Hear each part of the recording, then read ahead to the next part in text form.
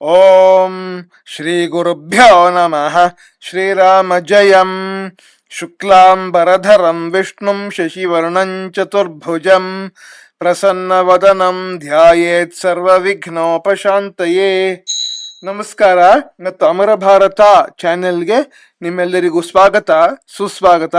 ನಾವೀಗ 9ನೇ ತರಗತಿಯ ಇರಾವತಿ ಪಠ್ಯಪುಸ್ತಕದ ಅಧ್ಯಯನವನ್ನ ಮಾಡ್ತಾ ಇದ್ದೇವೆ. ಅದರಲ್ಲಿ ಅಹಂ ನಮಾಮಿ ಮೊದಲನೇ ಪಾಠದ ಅಭ್ಯಾಸ ಭಾಗಗಳನ್ನ ಇವಾಗ ನೋಡೋಣ, ಕನ್ನಡದ ವಿವರಣೆಗಳೊಂದಿಗೆ. ಮೊದಲನೇ ಪ್ರಶ್ನೆ: ಕವಿತಾಯಾಹ ನಿಮ್ನ ಲಿಖಿತಾಸು ಪಂಕ್ತಿಷು ರಿಕ್ತಸ್ಥಾನಾನಿ ಪೂರಯತ. ಕವಿತೆಯ ಪ್ರಕಾರ ಸಾಲುಗಳನ್ನು ಪೂರ್ಣಗೊಳಿಸಿರಿ ಅಂತ ಕೇಳಿದ್ದಾರೆ. ಹರಾಮಿ ಮಾತೃಭೂ ವ್ಯಥಾಮ್ ಅಂತ ಹೇಳಿ ಉದಾಹರಣೆ ಕೊಟ್ಟಿರೋದವರು. ಗುರುಂ ನಮಾಮಿ ಸಾದರಂ, ಹಿತಂಕರೋಮಿ ಸರ್ವದಾ, ಚಲಾಮಿ ನೀತಿ ಸತ್ಪಥೆ, ದಧಾಮಿ ಸಾಧುತಾ ವ್ರತಂ, ಸೃಜಾಮಿ ಕೀರ್ತಿ ಸತ್ಕಥಾಂ. ಇವುಗಳೇ ಉತ್ತರಗಳು.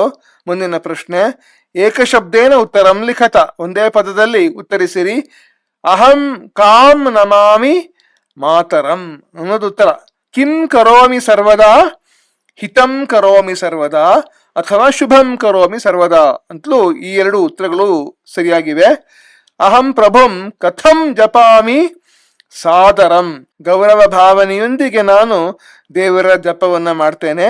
ಅಹಂ ಕಾಂ ಹರಾಮಿ ಮಾತೃಭೂ ವ್ಯಥಾಂ, ನಾನು ನನ್ನ ಮಾತೃಭೂಮಿಯ ನೋವನ್ನ, ವ್ಯಥೆಯನ್ನ ದೂರಗೊಳಿಸ್ತೀನಿ ಅಂತ ಹೇಳಿ. ಅಹಂ ಕಿಂ ದಧಾಮಿ, ನಾನು ಯಾವ್ದನ್ನ ಎತ್ತಿ ಹಿಡಿತೀನಿ ಅಂತಂದ್ರೆ ಸಾಧುತಾ ವ್ರತಂ, ಅಂದ್ರೆ ಒಳ್ಳೆಯತನದ ವ್ರತವನ್ನ ಎತ್ತಿ ಹಿಡಿತೀನಿ. ಅಹಂ ಕಾಂ ಸೃಜಾಮಿ, ನಾನು ಏನನ್ನ ಸೃಷ್ಟಿ ಮಾಡ್ತೀನಿ ಅಂತಂದ್ರೆ ಕೀರ್ತಿ ಸತ್ಕಥಾಂ ಸೃಜಾಮಿ. ಮೂರನೇ ಪ್ರಶ್ನೆ: ಪ್ರಶ್ನಾನಾಂ ಉತ್ತರಾಣಿ ಪೂರ್ಣವಾಕ್ಯನ ಲಿಖತ. ಪೂರ್ಣವಾಕ್ಯಗಳಲ್ಲಿ ಉತ್ತರಿಸಿರಿ ಅಂತ ಹೇಳಿ. ತ್ವಂ ಕಿಂ ದಧಾಸಿ, ಅಹಂ ಸಾಧುತಾ ವ್ರತಂ ದಧಾಮಿ. ತ್ವಂ ನಿತ್ಯಂ ಕಾಂ ನಮಸಿ, ಅಹಂ ನಿತ್ಯಂ ಮಾತರಂ ಗುರುಂ ಹರಿಂಚ ನಮಾಮಿ. ನಾನು ದಿನ ತಾಯಿಗೂ ಗುರುಗಳಿಗೂ ಮತ್ತು ಭಗವಂತನಿಗೂ ನಮಸ್ಕಾರ ಮಾಡ್ತೇನೆ. ತ್ವಂ ಸ್ವಯಂ ಕಿಂ ಕಿಂ ಕರೋಷಿ, ನೀನೇನೇನು ಮಾಡ್ತೀಯಾ ಸ್ವಂತವಾಗಿ ಅಂದ್ರೆ ಅಹಂ ಸ್ವಯಂ ಪಠಾಮಿ, ನಾನು ಓದ್ತೇನೆ. ಪ್ರಿಯಂ ವದಾಮಿ ಚ, ಪ್ರಿಯಕರವಾಗಿಯೂ ಮಾತನಾಡುತ್ತೇನೆ ಅಂತ ಹೇಳಿ. ತ್ವಂ ಕಸ್ಯಾಹ ವ್ಯಥಾಂ ಹರಸಿ, ನೀನು ಯಾರ ವ್ಯಥೆಯನ್ನ ದೂರಗೊಳಿಸ್ತೀಯಾ ಅಂದ್ರೆ ಅಹಂ ಮಾತೃಭೂಮೇ ವ್ಯಥಾಂ ಹರಾಮಿ, ತಾಯಿನಾಡಿನ ವ್ಯಥೆಯನ್ನ ದೂರಗೊಳಿಸ್ತೇನೆ ಅಂತ ಹೇಳಿ. ತ್ವಂ ಕಿಂ ಧರಸಿ, ನೀನು ಏನನ್ನ ಧರಿಸುತ್ತೀಯೇ ಅಂತಂದ್ರೆ ಅಹಂ ಸಾಧುತಾ ವ್ರತಂ ಧರಾಮಿ, ನಾನು ಸಾಧುತನ ಅಂದ್ರೆ ಒಳ್ಳೆತನದ ವ್ರತವನ್ನ ಧರಿಸುತ್ತೇನೆ. ತ್ವಂ ಕಾಂ ಸೃಜಸಿ, ನೀನ್ ಯಾವುದನ್ನ ಸೃಷ್ಟಿಸ್ತೀಯೇ ಅಂತಂದ್ರೆ ಅಹಂ ಕೀರ್ತಿ ಸತ್ಕಥಾಂ ಸೃಜಾಮಿ, ನಾನು ಕೀರ್ತಿಯ ಒಳ್ಳೆಯ ಕಥೆಯನ್ನ ಸೃಷ್ಟಿಸುತ್ತೇನೆ ಅಂತ ಹೇಳಿ. ಮುಂದಕ್ಕೆ ಒಂದು ಕ್ರಿಯಾಕಲಾಪ ಅಂತ ಒಂದು ಪ್ರಶ್ನೆಯನ್ನು ಕೇಳಿದ್ದಾರೆ. ರಿಕ್ತಸ್ಥಾನಾನಿ ಪೂರಯಿತ್ವ ವಾಕ್ಯಾನಿ ರಚಯಿತ, ವಾಕ್ಯಗಳನ್ನು ಪೂರ್ಣಗೊಳಿಸಿರಿ ಅಂತ ಹೇಳಿ. ಅಹಂ ಚಿತ್ರಂ ಸೃಜಾಮಿ, ಈ ಒಂದು ಪ್ರಶ್ನೆಯನ್ನು ಉತ್ತರಿಸೋದಕ್ಕೆ ಈ ಪಟ್ಟಿ ನಮ್ಮ ಮನಸ್ಸಿನಲ್ಲಿ ಯಾವಾಗ್ಲೂ ಇರಬೇಕು ಅಂತ ನಾನು ಹೇಳಿದ್ನಲ್ಲ, ಆ ಪಟ್ಟಿಲಿ ನಾನು ನಿಮ್ಗೆ ತೋರಿಸ್ತಾ ಇದ್ದೇನೆ. ವಯಂ ಅನ್ನೋದು ಇಲ್ಲಿರುವಂತಹದ್ದು. ವಯಂ ಅನ್ನೋದು ಉತ್ತಮ ಪುರುಷ ಬಹುವಚನವಾದ್ರಿಂದ ವಯಂ ನಮಾಮಹ ಅನ್ನುವ ತರ ವಾಕ್ಯ ಬರಬೇಕು. ವಯಂ ಗುರುಂ ನಮಾಮಹ. ಮುಂದಕ್ಕೆ ವದಾಮಿ ಅಂತಿದೆ. ವದಾಮಿ ಉತ್ತಮ ಪುರುಷ ಏಕವಚನ, ನಮಾಮಿ ತರಹ ಅದು. ಅಹಂ ಅಂತ ಬರ್ಬೇಕಲ್ಲಿ. ಅಹಂ ಪ್ರಿಯಂ ವದಾಮಿ. ಅಹಂ ಅಂತಿದೆ ನೋಡಿ, ಇದೆ ಅದೇ ಉತ್ತಮ ಪುರುಷ, ಅದೇ ಏಕವಚನ. ಅಹಂ ಹಿತಂ ಕರೋಮಿ. ಇಲ್ಲಿ ಚಲಾಮಹ ಅಂತಿದೆ, ನಮಾಮಹ ತರ, ಹಾಗಾಗಿ ವಯಂ ಬರಬೇಕು. ವಯಂ ನೀತಿ ಸತ್ಪಥೆ ಚಲಾಮಹ.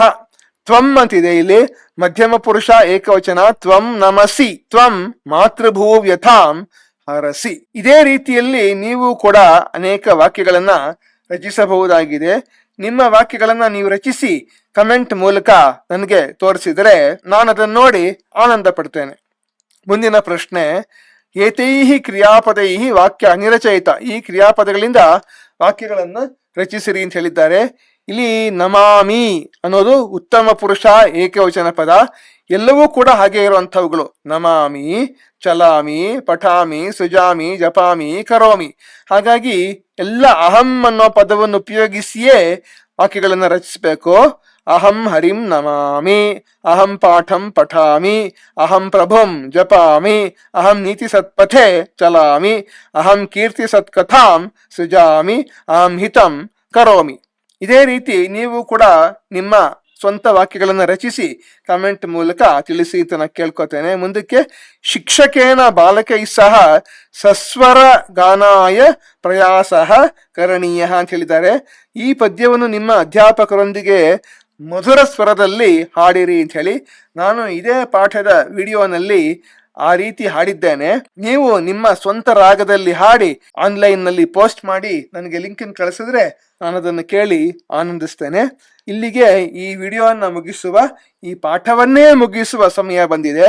ಈ ವಿಡಿಯೋ ನೋಡಿದ್ದಕ್ಕೆ ನಿಮ್ಮೆಲ್ಲರಿಗೂ ಕೂಡ ಧನ್ಯವಾದಗಳು. ಲೈಕ್ ಮಾಡಿ, ಸಬ್ಸ್ಕ್ರೈಬ್ ಮಾಡಿ, ಶೇರ್ ಮಾಡಿ. ಮುಂದಿನ ವಿಡಿಯೋನಲ್ಲಿ ಮುಂದಿನ ಪಾಠದೊಂದಿಗೆ ನಾನು ನಿಮ್ಮ ಮುಂದೆ ಬರ್ತೇನೆ. ಯೂಟ್ಯೂಬ್ ಅಮರ ಭಾರತ. ಶುಭಂ ಭೂಯಾತ್, ಮಂಗಳಮಸ್ತು, ವಂದೇ ಮಾತರಂ. ಸರ್ವಂ ಶ್ರೀ ಕೃಷ್ಣಾರ್ಪಣಮಸ್ತು.